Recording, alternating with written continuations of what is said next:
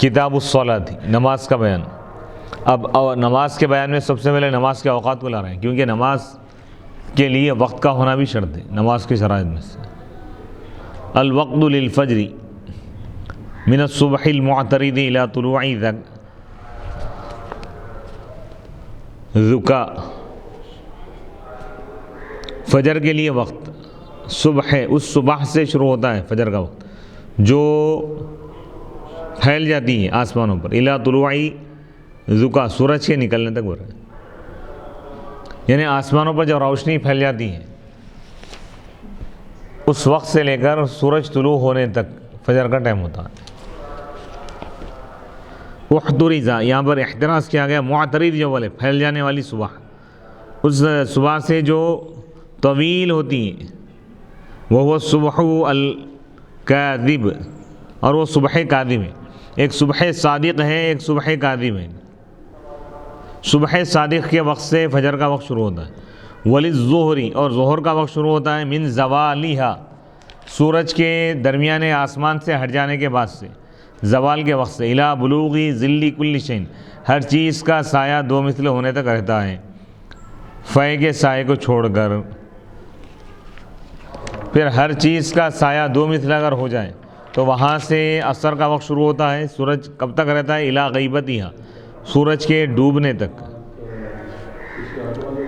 فوقت العصر، بس عصر کا وقت من آخری وقت الظہر، ظہر کے آخری وقت سے شروع ہوتا ہے، علی القولین، دونوں قولوں کے مطابق، یہاں تک کہ سورج ڈوب جائے۔ اب یہاں پر ایک اختلاف ہے، یہاں پر امام اعظم ابو حنیفہ رحمۃ اللہ علیہ کے پاس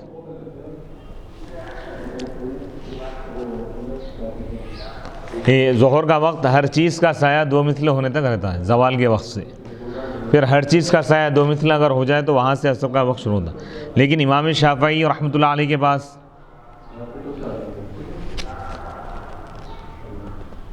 ہر چیز کا سایہ ایک مثل ہونے تک ظہر کا وقت رہتا ہے، پھر وہاں سے عصر کا وقت شروع ہو جاتا ہے۔ لیکن صاحبین کے پاس کیا ہے، ہر چیز کا سایہ ایک مثل ہونے تک ظہر کا وقت رہتا ہے، ایک مثل ہوتے ہی وقت ختم ہو گیا، اس کے بعد عصر کا وقت فوری شروع نہیں ہوتا ان کے پاس۔ ہر چیز کا سایہ دو مثل جب ہو جائے تو اس وقت سے عصر کا وقت شروع ہو جاتا ہے، اور عصر کا وقت رہتا ہے سورج غروب ہونے تک، سورج ڈوب جائے تو عصر کا وقت ختم ہو جاتا ہے، سورج ڈوب جائے تو وہاں سے مغرب کا وقت شروع ہے، الی مغیب الشفق، شفق کے غائب ہونے تک، شفق احمر یعنی لالی، آسمان کی جو لالی ہے وہ ختم ہونے تک، یعنی لالی کے غائب ہونے تک، آسمان کی لالی اگر ختم ہو جائے تو وہاں سے عشاء کا وقت شروع ہوتا ہے۔ وہ بھی یفتیٰ، اور اسی پر فتویٰ ہے، وعند ابی حنیفہ، امام اعظم ابو حنیفہ رحمۃ اللہ علیہ کے پاس یہ ہے کہ شفق، شفق سے مراد بیاض ہے سفیدی، وللعشاء من، اور عشاء کا وقت وہاں سے شروع ہوتا ہے شفق سے طلوع یعنی فجر تک، صبح صادق تک، وللوتر مما بعد العشاء الی الفجر، اور وطر کا وقت شروع ہوتا ہے اس وقت سے جو عشاء کے بعد فجر تک رہتا ہے،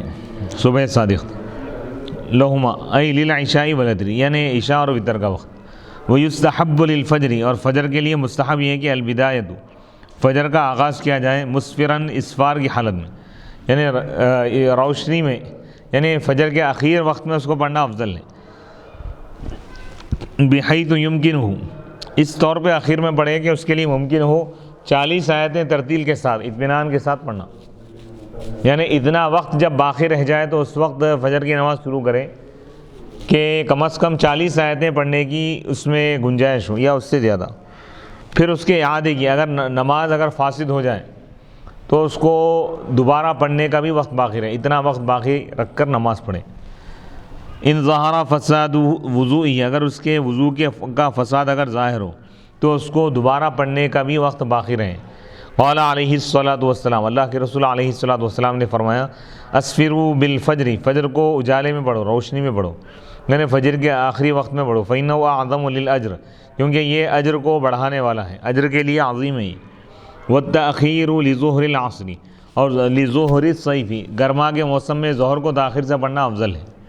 فی صحیح البخاری، بخاری شریف کی حدیث میں اللہ کے رسول علیہ الصلاۃ والسلام نے ارشاد فرمایا، ابریدوا بالظہر، ظہر کو ٹھنڈے وقت میں پڑھو، یعنی تاخیر سے پڑھو، وقت کے اندر تاخیر سے پڑھو گے. فإن شدت الحر من فیح جہنم، کیونکہ گرمی کی سختی شدت جہنم کی پھونک سے ہے. تو اس حدیث سے معلوم ہوا کہ گرما کے موسم میں ظہر تاخیر سے پڑھنا افضل ہے. وللعصر، اور عصر کی نماز کو تاخیر سے پڑھنا افضل ہے. ما لم تتغیر الشمس، جب تک کہ سورج نہ بدلے، یعنی سورج میں پلساہٹ پیلا پن آنے سے پہلے تک پڑھنا افضل ہے، اتنی تاخیر کر کے. وللعشاء، اور عشاء کو تاخیر سے پڑھنا افضل. الی ثلث اللیل، رات کے 1/3 حصے تک، یعنی رات کا جتنا بھی وقت ہے، یعنی رات اگر 12 گھنٹے کی ہے تو رات شروع ہونے کے تقریباً 3 گھنٹے کے بعد پڑھنا یا 4 گھنٹے کے بعد پڑھنا یہ افضل ہے. وللوتر الی آخرہ، اور وتر کو اس کے اخیر تک پڑھنا، تاخیر سے پڑھنا، یعنی ثلث اللیل تک پڑھنا یہ افضل ہے. اچھا، رات کے اخیر حصے میں پڑھنا، یعنی فجر کے وقت شروع ہونے سے پہلے، فجر کا وقت شروع ہونے سے آدھا گھنٹہ پہلے پڑھ لینا، یہ زیادہ افضل ہے اس شخص کے لیے جو رات کے اخیر حصے میں اٹھنے کا یقین رکھتا ہو، بھروسہ رکھتا ہو. فحسب، بس اسی کے لیے. اگر جس کو رات کے اخیر حصے میں اٹھنے کا یقین نہیں ہے تو اس کے لیے بہتر یہ ہے کہ وہ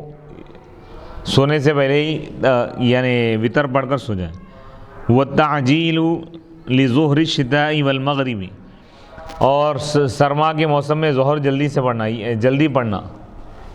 یہ افضل ہے، اول وقت میں پڑھنا. والمغرب، اور مغرب بھی جلدی پڑھنا یہ افضل ہے. ویوم غیم، اور بادل کے دن یعجل العصر، عصر کو جلدی ادا کیا جائے گا. والعشاء، اور عشاء کو بھی. ویؤخر غیرہما، اور دوسری نمازوں کو تاخیر سے پڑھیں گے. ولا يجوز صلاۃ وسجدۃ تلاوۃ وصلاۃ جنازۃ عند طلوعها وقیامها وغروبها الا عصر یومه. اب یہاں پہ چند اوقات ایسے ہیں جس میں نماز پڑھنا مکروہ ہے، حرام ہے، تو ان اوقات کا ذکر کیا جا رہا ہے. اور سورج طلوع ہوتے وقت، نکلتے وقت، اور سورج جب بیچ آسمان میں ہو اس کو استواء شمس کہتے ہیں. یعنی طلوع شمس، استواء شمس اور غروب شمس کے وقت نماز پڑھنا جائز نہیں ہے، سجدے تلاوت کرنا جائز نہیں ہے، نماز جنازہ پڑھنا جائز نہیں ہے. الا عصر یومی، مگر اسی دن کی عصر وہ پڑھ سکتا ہے، سورج ڈوبتے وقت بھی. فقد ذکر فی کتب اصول الفقہ ان الجزء المقارن للاداء سبب لوجوب الصلاة وآخر وقت العصر وقت ناقص اذ هو وقت عبادة الشمس فوجب ناقصا فإذا أداه كما وجب فإذا اعترض الفساد بالغروب لا تفسد. وفي الفجر كل وقته وقت كامل لأن الشمس لا تعبد قبل الطلوع فوجب كاملا. فإذا اعترض الفساد بالطلوع تفسد لأنه لم يؤديها كما وجب. فإن قيل هذا تعليل في معرض النص وهو قوله عليه السلام من أدرك ركعة من الفجر قبل الطلوع فقد أدرك الفجر ومن أدرك ركعة من العصر قبل الغروب فقد أدرك العصر. قلنا لما وقع التعارض بين هذا الحديث وبين النهي البارد عن الصلاة في الأوقات الثلاثة رجعنا إلى القياس كما هو حكم التعارض، والقياس رجح هذا الحديث في صلاة العصر وحديث النهي في صلاة الفجر. وأما سائر الصلوات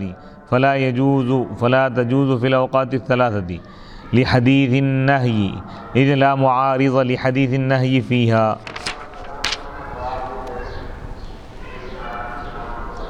اصول فقہ میں یہ بات بیان کی گئی ہے کہ وہ جز، وہ حصہ، وقت کا وہ حصہ جو ادا کے ساتھ ملا ہوا ہے یہ نماز کے واجب ہونے کا سبب ہے. اور عصر کی نماز کا آخری وقت ناقص وقت ہے، کیونکہ وہ سورج کی عبادت کا وقت ہے، یعنی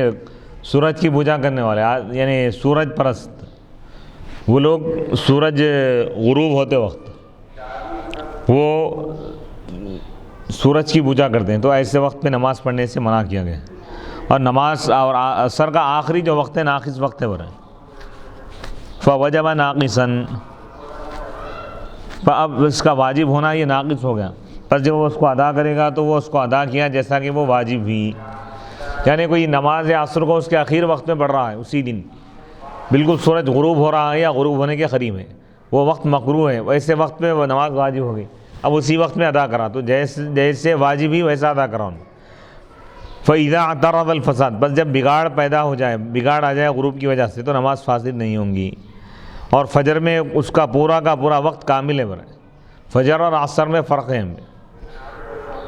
فجر کی نماز اس کے بالکل آخری وقت، سورج نکلنے سے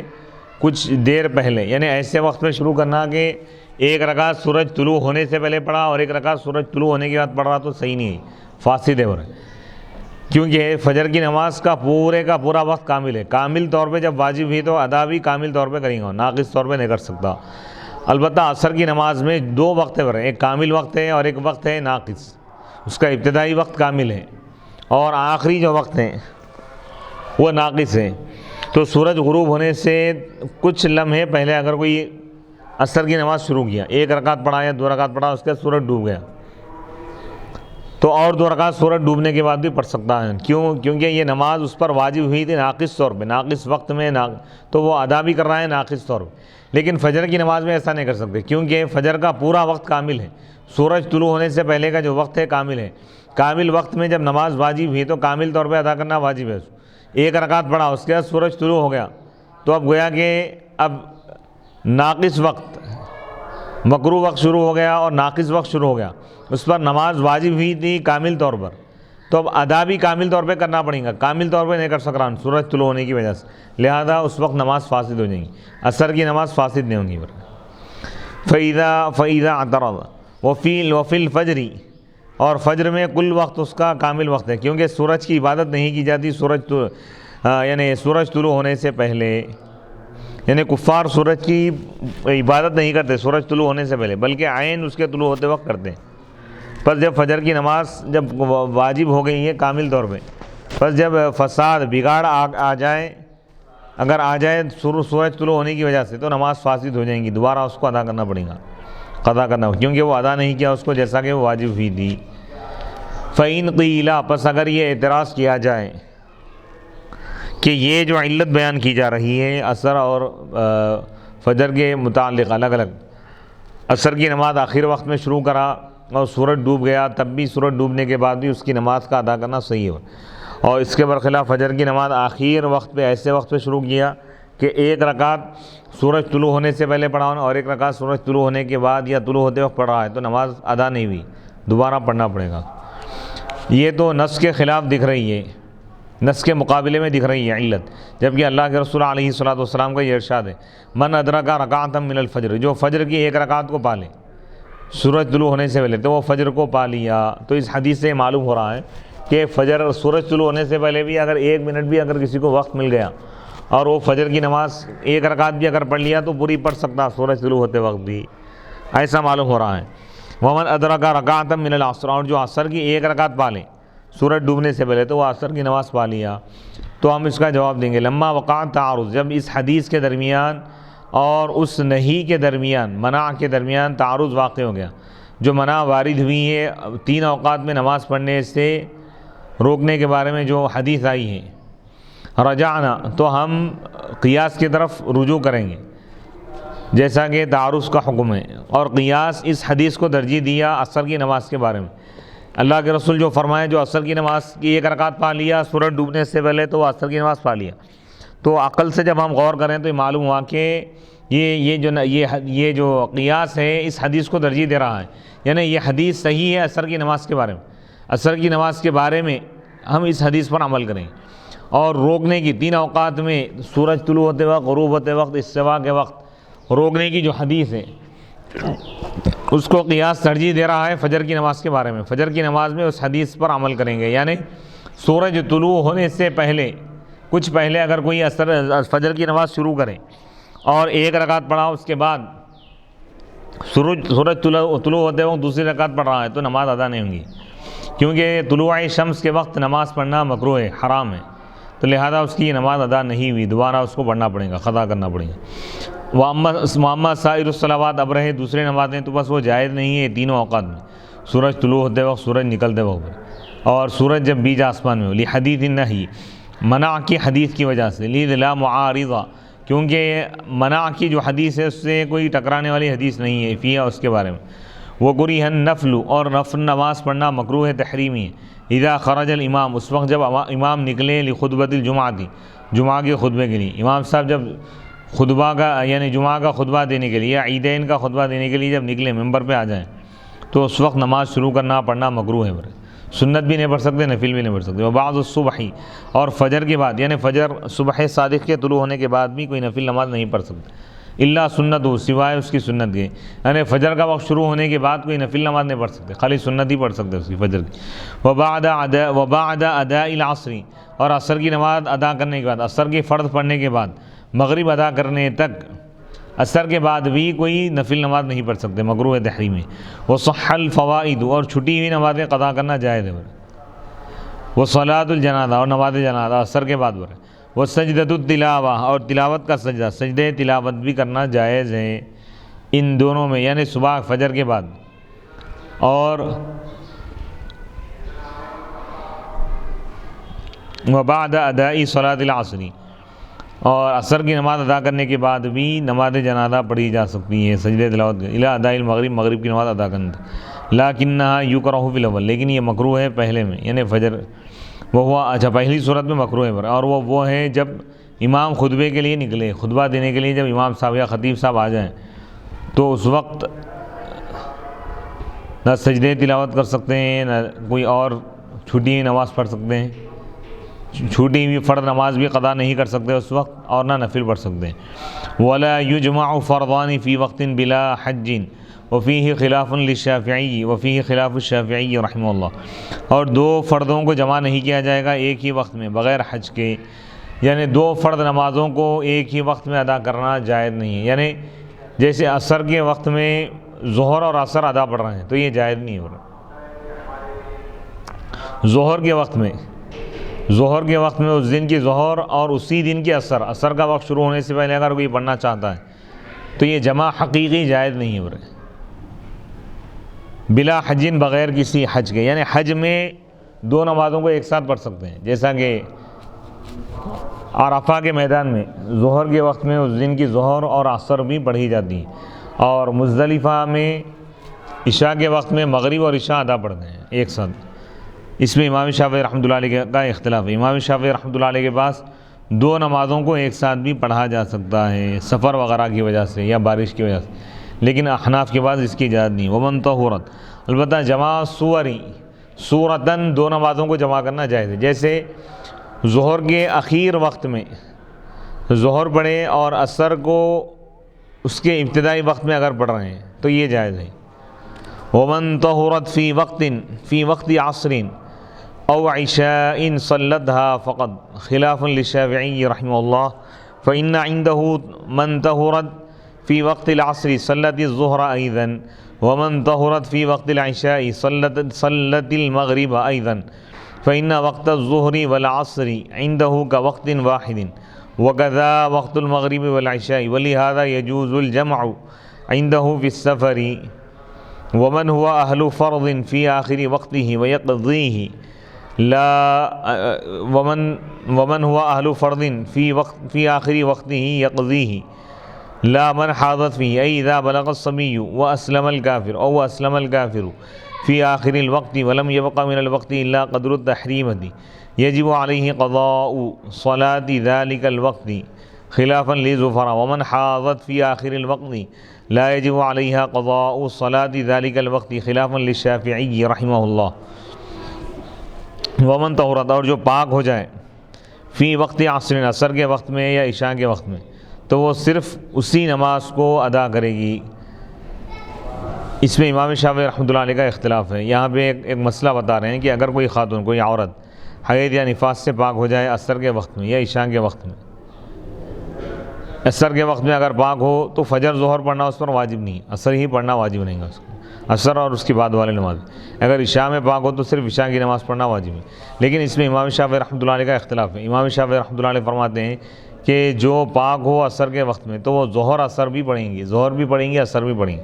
اور جو عشاء کے وقت میں پاک ہو تو وہ مغرب عشاء پڑھیں گی دونوں وقت، کیونکہ ان کے پاس ظہر اور عصر کا وقت ایک ہی وقت کی طرح ہے ان کے پاس. اسی طرح مغرب اور عشاء کا وقت ایک ہی وقت ہے ان کے پاس. وَلِهَذَا يَجُوزُ الْجَمْعُ، اسی وجہ سے ان کے پاس نمازوں کو جمع کرنا جائز ہے. یعنی ظہر اور عصر ایک ساتھ پڑھ سکتے ہیں، مغرب عشاء ایک ساتھ پڑھ سکتے ہیں سفر میں ان کے پاس. ومن ہوا اہل فرض فی آخری وقت، اور جو شخص فرد کا اہل بن جائے اس کے آخر وقت میں، یعنی کسی شخص پر کوئی نماز فرض ہوگی، کوئی فرض اس کے آخر وقت میں، تو وہ اس کی قضا کرے گا۔ لا من حادت، نہ کہ وہ عورت جو اس میں آخری وقت میں اگر حائضہ ہو جائے تو وہ نماز وہ نہیں پڑھے گی۔ یعنی اذا بلغ الصبی، یعنی جب چھوٹا بچہ بالغ ہو جائے، جیسے ظہر کا آخر وقت ہے اس وقت کوئی بالغ ہو گیا تو وہ نماز اس پر واجب ہو گئی۔ نماز پڑھنے کا وقت اگر باقی نہ رہا بالکل، یعنی آخری لمحے میں بھی اگر وہ فرض کا اگر اہل بن گیا، نماز اس پر فرض ہو گئی تو وہ اس کی قضا کرے گا بعد میں۔ یا کافر مسلمان ہو گیا وقت کے آخر میں، نماز کے آخری وقت میں، اور وقت میں سے باقی نہیں رہا مگر تکبیر تحریمہ کی مقدار اللہ اکبر کہنے کا ہی اتنا ہی وقت ہے،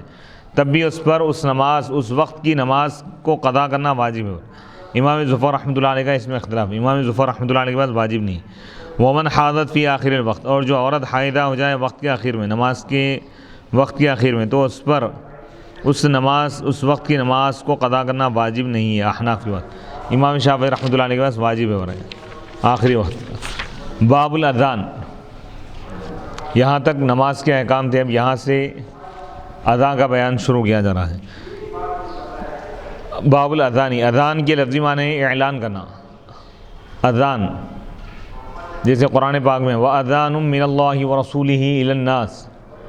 اللہ اس کے رسول کی طرف سے اعلان ہے۔ اذان کے معنی اعلان کرنا، یعنی نماز کے وقت کا اعلان کرنا، آگاہ کرنا، نماز کے وقت سے لوگوں کو آگاہ کرنا، نماز کے لیے لوگوں کو متنبہ کرنا۔ وہ سنت للفرائض فحسب، اذان سنت موقدہ ہے صرف فرض نمازوں کے لیے، فی وقتها اس کے وقت میں۔ ہوا سنت للفرائض الخمس، 5 فرض نمازوں کے لیے اذان دینا سنت ہے۔ والجمعاتی، اور جمعہ کے لیے بھی سنت ہے، سنت موقدہ ہے۔ ولیس بسنت فی النوافل، اور اذان سنت نہیں ہے نفل نمازوں کے لیے، یعنی کوئی نفل نماز پڑھنا چاہ رہا ہے تو اذان نہیں دے گا اس کے لیے۔ فقولہ، پس ان کا یہ قول فی وقتها اس کے وقت میں، یہ احتراز ہے وقت سے پہلے اذان دینے سے، یعنی وقت سے پہلے اگر کوئی اذان دے، جیسے عصر کا وقت ابھی شروع نہیں ہوا، اگر اس کے لیے اذان کوئی دے رہا ہے تو نماز کا وقت شروع ہونے کے بعد پھر دوبارہ اذان دینا واجب ہے، ضروری ہے۔ وعن الاذان بعد الوقت، اور اس اذان سے بھی بچنا ہے جو وقت کے بعد ہے، وقت ختم ہونے کے بعد اس وقت کی اگر اذان دے رہا ہے لاجل الادا، ادا کے لیے، تو یہ صحیح نہیں ہے۔ فاما الاذان بعد الوقت، اب رہا اذان دینا وقت کے بعد قضا کے لیے، تو یہ بھی سنت ہے، یعنی کسی کی نماز اگر قضا ہو گئی یا چند لوگوں کی نماز قضا ہو گئی، کئی لوگوں کی نماز چھوٹ گئی، اب با جماعت اس کو قضا کرنا چاہ رہے ہیں، پڑھنا چاہ رہے ہیں، تو اس کے لیے اذان دی جا سکتی ہے۔ فهو مسنون اذن ولا يريد اشكال لانه في وقت القضاء ولا يزور كونه بعد وقت الاذان لانه ليس بل للقضاء في وقته۔ قال النبي عليه السلام من نام عن صلاة او نسيها فليصليها اذا ذكرها فان ذلك وقتها۔ اللہ کے نبی علیہ الصلوۃ والسلام نے ارشاد فرمایا جو شخص سو جائے کسی نماز سے، نماز نہیں پڑھا، نماز پڑھے بغیر سو گیا، او نسیہ یا بھول گیا، تو چاہیے کہ وہ اس نماز پڑھے اذا ذکرها، جب اس کو یاد آ جائے، کیونکہ وہ اس کا وقت ہے۔ وعند ابی یوسف، یعنی قضا نمازوں کے لیے تنہا نہیں بلکہ ایک جماعت کی نماز اگر چھوٹ گئی ہے، کئی لوگوں کی نماز چھوٹ گئی ہے اور وہ لوگ اس نماز کو قضا کرنا چاہ رہے ہیں، پڑھنا چاہ رہے ہیں جماعت کے ساتھ، تو اذان دیں گے۔ وعند ابی یوسف، امام ابو یوسف رحمۃ اللہ علیہ امام شافعی کے بعد یجوز للفجر، فجر کے لیے اذان دینا جائز ہے، فی النصف الاخیر من اللیل، رات کے اخیر حصے میں، یعنی آدھی رات ختم ہونے کے بعد، آدھی رات کے بعد بھی اذان دی جا سکتی ہے، امام شافعی رحمۃ اللہ علیہ کے پاس، امام یوسف رحمۃ اللہ علیہ، لیکن احناف کے پاس نہیں ہے۔ فیعاد لو اذن قبلہ، تو اذان کو دہرایا جائے گا اگر وقت سے پہلے اگر اذان دی گئی ہو۔ ویؤذن، اور اذان دی جائے گی، عالماً، وہ اذان دے گا اس حال میں کہ وہ اوقات کو جاننے والا ہو، یعنی مؤذن کے لیے یہ شرط ہے کہ وہ اوقات صلاۃ، نماز کے اوقات سے واقف ہو، لینال الثواب، تاکہ وہ ثواب حاصل کرے، ای الثواب الذی وعد للمؤذنین، اس ثواب کو حاصل کرے جس کا وعدہ کیا گیا ہے مؤذنوں سے۔ مستقبل القبلۃ، وہ اذان دے گا قبلے کی طرف رخ کر کے۔ وہ اصبعاہ فی اذنیہ، اس حال میں اس کے دونوں انگلیاں اس کے کانوں میں ہوں گی، کانوں میں انگلیاں رکھ کر اذان دے گا۔ وہ یترسل فی، اور اطمینان سے اذان دے گا، ای یتمہل، ٹھہر کر اذان دے گا، بلا لحن، بغیر لحن کے، وہ ترجیع کے بغیر، لحن فی القراءۃ طریبہ، ترنم کے ساتھ نہیں دیں گا، یہ الحان الاغانی سے ماخوذ ہے، فلا ينقص شیئا، کہ وہ کوئی چیز کم نہیں کرے گا اس کے حروف میں سے، اور اس کے درمیان کوئی حرف کو بڑھائے گا بھی نہیں، اسی طرح وہ کم نہیں کرے گا، زیادہ نہیں کرے گا حروف کی کیفیت میں، جیسے کہ حرکات اور سکانات ہیں اور مدات ہیں وغیرہ ذالک۔ آواز کو عمدہ خوبصورت بنانے کے لیے یعنی بیجا الفاظ کو کھینچ رہا ہے، معنی بدل رہے ہیں، تو یہ جائز نہیں ہو رہا۔ وَأَمَّا مجرد تحسین الصوت بلا تغیر لفظی، اس کے لفظ کو ادا کے لفظ کو بدلے بغیر صرف آواز کو عمدہ بنانا چاہ رہا تو یہ اچھی چیز ہے۔ وَالتَّرْجِيعُ فِي الشَّهَادَتَيْن، ترجیح کا مطلب یہ ہے کہ شہادتین کو دہرانا، دہرا کے نہیں پڑھیں گا، یعنی 4 مرتبہ شہادتین پڑھنا، 2 مرتبہ آہستہ، جیسے اشہدو ان لا الہ الا اللہ، اشہدو ان لا الہ الا اللہ، اشہدو ان لا الہ الا اللہ، اشہدو ان لا الہ الا اللہ،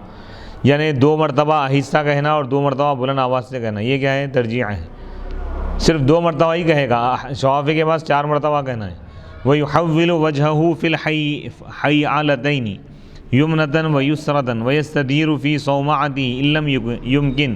تَحْوِيلٌ مَعَ الثَّبَاتِ فِي مَكَانِهِ، اور وہ اپنے چہرے کو پھیرے گا حیعلتین میں، یعنی حی علی الصلاۃ کے وقت دائیں جانب پھرے گا، حی علی الصلاۃ دائیں جانب اپنے چہرے کو پھیرے گا،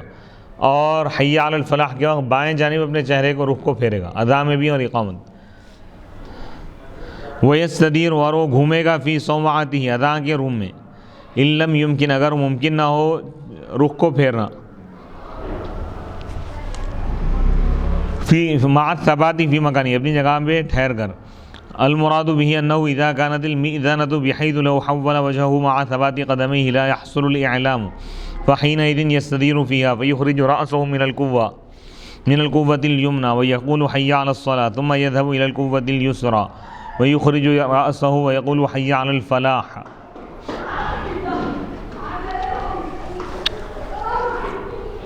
اس سے مراد یہ ہے کہ اگر مئذنہ اذان کی جگہ ایسی ہو کہ اگر وہ اپنے چہرے کو پھیرے گا اپنے پیروں کو ثابت قدم رکھتے ہوئے تو اعلان حاصل نہیں ہوگا، یعنی روم بند ہے پورا، اگر وہ تو اس وقت وہ روم میں گھومے گا پھرے گا، وہ اذان کے روم میں، بس وہ اپنے سر کو نکالے گا کھڑکی کے باہر، روشن دانی کے باہر نکالے گا اور حی علی الصلاۃ کہے گا، اور پھر وہ بائیں کھڑکی کی طرف جائے گا اور اپنے سر کو باہر نکالے گا اور حی علی الفلاح کہے گا۔ وَيَقُولُ بَعْدَ فَلَاحِ الْفَجْرِ، اور فجر کی فلاح کے بعد، فجر کی ادا میں حی علی الفلاح کے بعد وہ یہ بھی کہے گا الصلاۃ خیر من النوم مرتین، یعنی نماز نیند سے بہتر ہے، یہ 2 مرتبہ کہے گا۔ والاقامۃ مثل، یعنی فجر کی ادا میں الصلاۃ خیر من النوم کا اضافہ ہے حی علی الفلاح کے بعد۔ والاقامۃ، اور اقامت بھی اسی طرح کہے گا، اذان کی طرح ہی ہے۔ خلافاً للشافعی رحمہ اللہ، اس میں امام شافعی رحمۃ اللہ علیہ کا اختلاف ہے۔ فإن عنده الإقامة فرادا، کیونکہ ان کے پاس اقامت فرادا یعنی ایک مرتبہ بولنا ان کا، یعنی اقامت میں کلمات کو ایک مرتبہ ادا کرے گا۔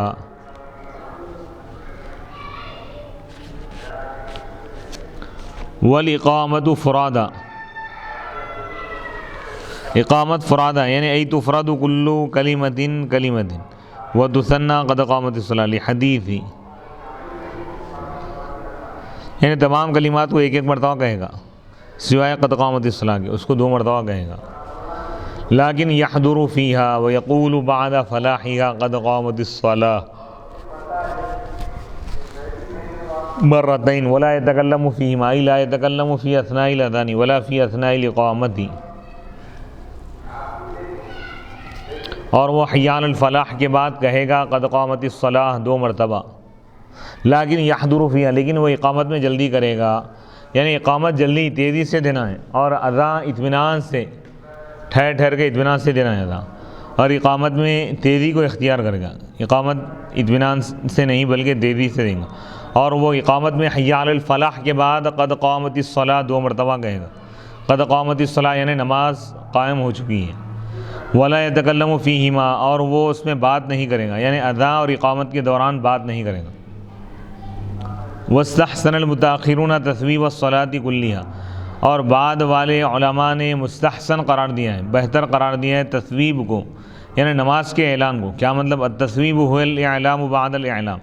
اعلان کے بعد اعلان کرنا، اور ان دونوں کے درمیان بیٹھنا، یعنی وقفہ لینا ہے سوائے مغرب کی، یعنی اذان دے دی، اذان کے بعد پھر دوبارہ لوگوں کو مائک میں بعض جگہ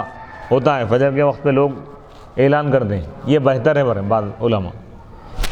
سوائے مغرب کے بارے میں۔ وَيُؤَذِّنُ لِلْفَائِدَةِ، اور وہ چھوٹی ہوئی نماز کے قضا کے لیے بھی اذان دے گا، وہ یقیم اور اقامت بھی کہے گا، یعنی اذا صلی، جب وہ نماز پڑھے، فائدتاً واحدتاً، چھوٹی ہوئی نماز، کوئی نماز اس کی چھوٹ گئی تھی، قضا کر رہا ہے تو اذان دے گا۔ وَقَضَى لِأُولَى الْفَوَائِدِ، اور اسی طرح چھوٹی ہوئی نمازوں میں پہلی چھوٹی ہوئی نماز کے لیے اذان دے گا، یعنی اذا صلی، جب وہ پڑھے کئی چھوٹی ہوئی نماز میں، تو پہلی جو چھوٹی ہوئی نماز پڑھ رہا ہے قضا، اس کے لیے اذان دے گا، اس کے بعد خالی اقامت دے گا۔ وَلِكُلٍّ مِّنَ الْبَوَاقِعِ يَأْتِي بِهِمَا، اور ان میں سے، اور باقی نمازوں میں سے ہر ایک کے لیے وہ ان دونوں کو لائے گا، او بِہا، یا صرف اقامت۔ وجاز، اور جائز ہے کہ اذا وجاز اذان المحدث، بے وضو شخص کا اذان دینا جائز، کوئی اگر وضو سے نہیں ہے، بے وضو ہے تو اذان دے سکتا ہے، جائز ہے۔ وہ کری ہے اقامت، لیکن بے وضو شخص کا اقامت دینا مکروہ ہے۔ ولم یعادا، اور ان دونوں کو نہیں دہرایا جائے گا، کوئی شخص بے وضو اذان دے دیا تو اذان کو نہیں دہرائیں گے، اذان ہو جائے گی، بے وضو اقامت دے دیا، اقامت تو ہو جائے گی لیکن مکروہ ہے، نہیں دہرایا جائے گا۔ وہ کریہا اذان الجنوبی، جنوبی شخص، ناپاک شخص کا اذان دینا مکروہ ہے، وہ اقامت ہو، یعنی مکروہ تحریمی، وہ اقامت ہو اور اس کا اقامت دینا بھی مکروہ ہے۔ ولا تعاد، اور اقامت کا اعادہ نہیں کیا جائے گا، ولا تعاد ہی بل ہوا، یعنی اقامت کا اعادہ نہیں کیا جائے گا بلکہ اذان کا اعادہ کیا جائے گا۔ لأنه لم يشرع تکرار الإقامة لأنها لإعلام الحاضرين فيكفي الواحدة، والأذان لإعلام الغائبين فيحتمل سماع البعض دون البعض فتکرارہ مفید، کیونکہ اقامت کی تکرار مشروع نہیں ہے، یعنی کوئی شخص ناپاک ہے، جنوبی ہے، اذان دیا یا اقامت دیا تو اذان کو دہرایا جائیں گے اور دوبارہ اذان دیں گے، لیکن اقامت کو نہیں دہرائیں گے، کیونکہ اقامت کو دہرانا، اس کی تکرار کرنا مشروع نہیں ہے شریعت میں، کیونکہ وہ حاضرین کو آگاہ کرنے کے لیے، جو لوگ نماز کے لیے حاضر ہو چکے ہیں، تو ایک اقامت کافی ہے، اور اذان غائب لوگوں کو آگاہ کرنے کے لیے، تو ہو سکتا ہے کہ بعض لوگ سنے ہوں گے بعض لوگ نہیں، تو اس کی تکرار مفید ہے، فائدہ مند ہے، دوبارہ اذان دینے میں فائدہ ہے۔ کاذان المرأة والمجنون والسکران ای یکرہ ویستحب اعادتہ ویأتی بہما المسافر والمصلی فی المسجد جماعتا او فی بیتہ فی مصر وکریہ ترکہما للاولین لا للثالث، ای کریہ ترک کل واحد منہما للمسافر والمصلی فی المسجد جماعتا۔ اب یہاں پہ مسئلہ بتائیں، جیسا کہ عورت کی ادا ہے اور مجنون کی یعنی پاگل کی ادا ہے، وہ سکران اور نشے والے شخص، وہ شخص جو نشے میں ہے اس کی ادا مکروہ ہے، برائے یکرہ، عورت کا اذان دینا مکروہ ہے، برائے مجنون کا اذان دینا یہ بھی مکروہ ہے، سکران وہ شخص جو نشے میں ہے اس کا اذان دینا بھی مکروہ ہے، وہ یستحب اعادتہ، اور اس کا اعادہ مستحب ہے، اس اذان کو دہرانا بہتر ہے، اور ان دونوں کو لائے گا وہ مسافر جو نماز پڑھ رہا ہو مسجد میں، وہ یہ ادیب امام مسافر ان دونوں کو ادا کرے گا، یعنی اذان بھی دے گا اقامت بھی دے گا، اور والمصلی فی المسجد، اور وہ شخص جو مسجد میں جماعت کے ساتھ نماز پڑھ رہا ہے وہ بھی ادا اور اقامت دے گا، او فی بیتہ، یا اپنے گھر میں نماز پڑھ رہا ہے کوئی شخص مصر میں شہر میں تو وہ بھی ادا اور اقامت دے گا، اور ان دونوں کو چھوڑنا مکروہ ہے پہلے والے دو افراد کے لیے، یعنی مسافر کے لیے، مسافر ادا نہیں دیا اقامت نہیں دیا تو یہ مکروہ ہے، اذان دینا چاہیے لوگ، اور اسی طرح مسجد میں جماعت کے ساتھ نماز پڑھنے والا اگر اذان چھوڑ دیا، اذان نہیں دیا، اقامت نہیں دیا، مکروہ ہے، تیسرے آدمی کے لیے مکروہ نہیں ہے، یعنی وہ شخص جو اپنے گھر میں شہر میں نماز پڑھا، اذان بھی نہیں دیا اقامت بھی نہیں دیا، مکروہ نہیں ہے، ای کریہ ترک کل واحد منہما للمسافر، یعنی ان دونوں میں سے ہر ایک کو چھوڑ دینا، یعنی اذان اور اقامت ان دونوں میں سے ہر ایک کو چھوڑ دینا مکروہ ہے مسافر کے لیے، والمصلی، اور اس شخص کے لیے جو مسجد میں جماعت کے ساتھ نماز پڑھتا ہے۔ اما ترک واحد منہما فلم یذکرہ فنقول اما المصلی فی المسجد جماعتا فیکرہ لہ ترک واحد منہما واما المسافر فيجوز له الاكتفاء بالإقامة والمصلي في بيته في مصر إن ترك كلا منهما يجوز لقول ابن مسعود أذان الحي يكفينا وهذا إذا أذن وقيم في مسجد حيد وأما في القرى فإن كان فيها مسجد فيه أذان وإقامة فحكم المصلي فيه كما مر والمصلي في بيته يكفيه أذان المسجد وإقامته وإن لم يكن فيها مسجد كذا فمن يصلي في بيته فحكمه حكم المسافر۔ اب یہاں یہ مسئلہ بتا رہے ہیں کہ کوئی شخص سفر میں حالت سفر میں تو اس کو چاہیے کہ وہ اذان دے، اذان بھی دے اور اقامت دے۔ اسی طرح وہ شخص جو مسجد میں جماعت کے ساتھ نماز پڑھنا چاہتا ہے وہ بھی اذان بھی دے گا اور اقامت بھی دے گا۔ اذان اور اقامت ان دونوں میں سے ہر ایک کا چھوڑنا مکروہ ہے مسافر اور مقیم اور مسافر کے لیے اور اس شخص کے لیے جو مسجد میں جماعت کے ساتھ پڑھ رہا ہے۔ اب رہا ان دونوں میں سے کسی ایک کو چھوڑنا تو اس کا انہوں نے ذکر نہیں کیا، فنقول تو ہم کہیں گے اما المصلی، اب رہا وہ شخص جو مسجد میں جماعت کے ساتھ نماز پڑھ رہا ہے تو اس کے لیے ان میں سے ایک کو چھوڑنا بھی مکروہ بن رہا ہے، دونوں بھی ادا کرنا ضروری ہے۔ واما المسافر، اب رہا مسافر تو اس کے لیے اقامت پر اکتفا کرنا جائز ہے۔ مسافر اگر ادا نہیں دیا اقامت ہی دے دیا تو کافی ہے یہ بھی۔ اور وہ شخص جو اپنے گھر میں شہر میں نماز پڑھ رہا ہے اگر وہ ان دونوں میں سے ہر ایک کو چھوڑ دیا، اذان بھی نہیں دیا اقامت بھی نہیں دیا، تب بھی یہ جائز ہے۔ حضرت عبداللہ بن مسعود رضی اللہ تعالیٰ عنہ کے اس قول کی وجہ سے اذان الحی یکفینا، محلے کی اذان ہمارے لیے کافی ہے۔ وہذا یہ اس وقت ہے جب اذان دی جائے اور اقامت دی جائے محلے کی مسجد میں۔ اب رہے وہ بستیاں گاؤں، اگر ان میں اگر کوئی مسجد ہے جس میں اذان اور اقامت ہے تو اس میں نماز پڑھنے والے کا حکم ویسا ہی ہے جو گزر گیا ہے، یعنی اذان اور اقامت دے گا وہ۔ اور وہ شخص جو گھر میں نماز پڑھ رہا ہے اس کے لیے مسجد کی اذان کافی ہو رہی ہے، مسجد کی اقامت کافی ہے۔ وَإِن لَمْ يَكُنْ فِيهَا، اور اگر اس بستی میں گاؤں میں کوئی مسجد نہ ہو تو اسی طرح کا حکم ہے ہو رہا ہے۔ بس جو کوئی نماز پڑھے گا اپنے گھر میں تو اس کا حکم مسافر کا حکم ہے ہو رہا ہے۔ وَيَقُومُ الْإِمَامُ وَالْقَوْمُ عِنْدَ حَيَّ عَلَى الصَّلَاةِ وَيَشْرَعُ عِنْدَ قَدْ قَامَتِ الصَّلَاةِ۔ وَيَقُومُ الْإِمَامُ، اور امام کھڑے ہوگا، والقوم، اور قوم بھی کھڑے ہوگی نماز کے لیے، کب؟ حی علی الصلاۃ کے وقت، یعنی جب مؤذن اقامت دینے والا جب اقامت میں حی علی الصلاۃ کہے تو اس وقت حی علی الصلاۃ کے وقت امام بھی کھڑا ہوگا اور قوم بھی مقتدی میں۔ وَيَشْرَعُ، اور وہ نماز شروع کرے گا امام قد قامت الصلاۃ کے وقت۔ یہاں تک ایک بیان مکمل ہو گیا۔ اب یہاں سے اب اذان کے بعد ہم انشاءاللہ اگلی نشست میں شروط الصلاۃ، نماز کے شرائط کا بیان ہم انشاءاللہ اگلی نشست میں شروع کریں گے۔ وصلی اللہ تعالی علی خیر خلقہ سیدنا محمد و آلہ و اصحابہ اجمعین والحمد للہ رب العالمین۔